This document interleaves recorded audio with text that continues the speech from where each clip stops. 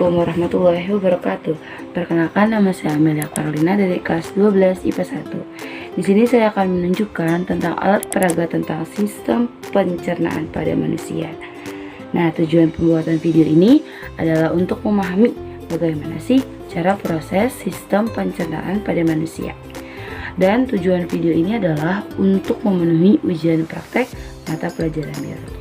Nah, berikut adalah tahapan-tahapan pembuatan alat peraga sistem pencernaan pada manusia. Cekidot.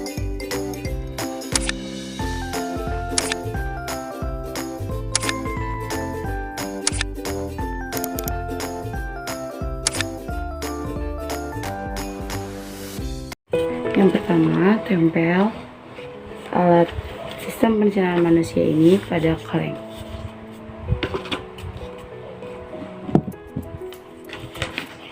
Kita masukkan double tip.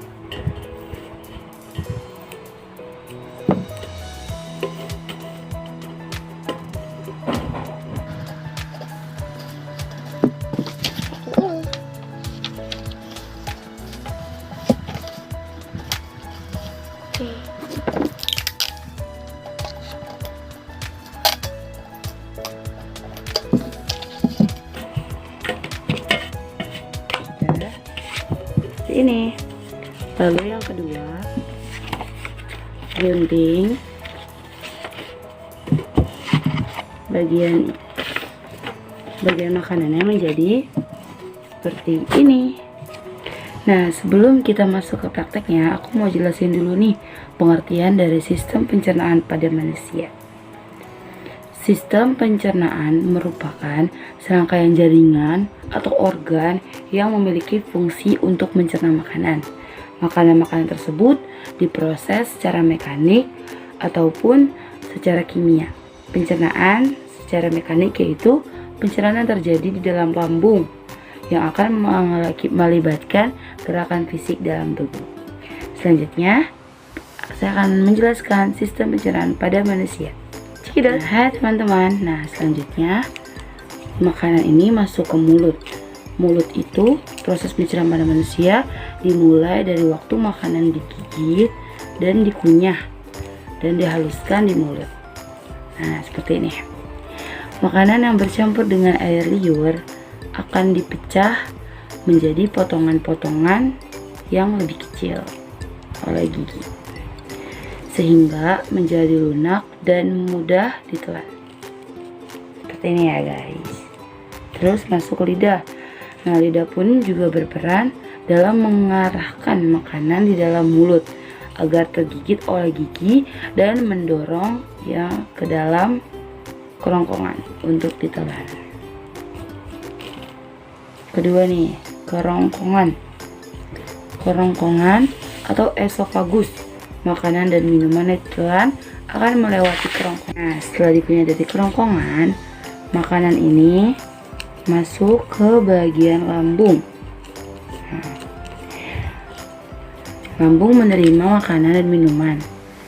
Lalu lambung akan mengeluarkan zat asam dan enzim untuk melakukan proses pencernaan. Selain memecah makanan, lambung juga akan membunuh mikroorganisme yang mungkin terdapat pada makanan atau minuman. Sini ya. Lalu ke pankreas.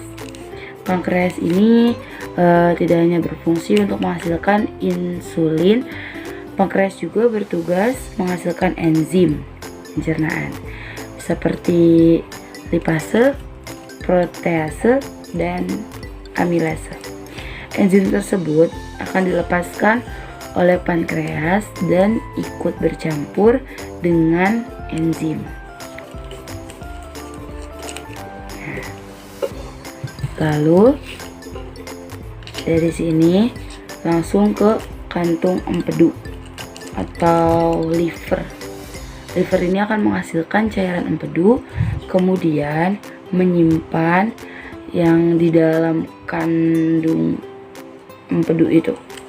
Cairan empedu terdiri dari kolesterol garam, empedu, bilirubin, air, serta mineral seperti kalium dan natrium. Cairan ini berfungsi untuk mencerna lemak menjadi asam lemak. Lalu, ketika proses pencernaan makanan berlangsung, cairan empedu akan dialirkan ke dalam usus. Dalam usus. Lalu masuk ke usus halus nih. Nanti di usus halus, makanan yang udah jadi pasta itu atau yang disebut kimus di dalam lambung akan didorong ke usus halus. Gerakan itu disebut peristaltik. Usus ini terjadi karena kontraksi dan relaksasi.